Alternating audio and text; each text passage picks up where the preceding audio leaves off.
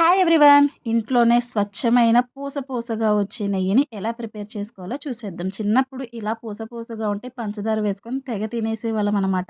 నేను ఏ డిలైట్ పాలు వాడను. ఓన్లీ గేదె పాలతోనే మీగళ్ళనేవి ఎలా వస్తున్నాయో ఇప్పుడు చూసేయండి. పాలు మరిగించుకున్న తర్వాత చల్లారిన తర్వాత ఫ్రిడ్జ్‌లో ఒక 6-7 అవర్స్ వదిలేస్తే వీడియోలో చూపించినట్టుగా చక్కగా మీగడనేది వస్తదనమాట. ఈ మీగళ్ళన్నిటిని బాక్స్‌లో పెట్టుకొని, డీప్‌లో పెట్టుకొని స్టోర్ చేసుకోండి. 1 వీక్ తర్వాత లేదంటే గనక మీకెప్పుడు చేసుకోవాలి అని అనిపిస్తే అప్పుడు డీప్‌లోంచి తీసి నార్మల్ ఫ్రీజర్‌లోకి పెట్టి గడ్డంతా కొంచెం చల్లారిన తర్వాత మీగళ్ళన్నిటిని మిక్సీ జార్‌లో వేసుకొని చక్కగా మిక్సీ పట్టుకుంటే మనకి ఈ వెన్ననేది వచ్చేస్తదనమాట. వచ్చిన వెన్నని చక్కగా క్లీన్ చేసుకోండి. వాటర్ అనేవి వైట్‌గా అంటే నార్మల్ వాటర్ కలర్‌లోకొచ్చేంత వరకు క్లీన్ చేసుకోండి. ఎందుకంటే మీగళ్ళనేవి నిల్వ ఉంటాయి కాబట్టి. ఇలా ఒక ప్యాన్ కానీ, మూకుడు కానీ తీసుకోండి. ప్యాన్ తీసుకుంటే అడుగనేది ఖచ్చితంగా అసలు అంటుకోదనమాట. ఇలా మూకుడు తీసుకుంటే కొంచెం అడుగంటుకుపోతా ఉంటది.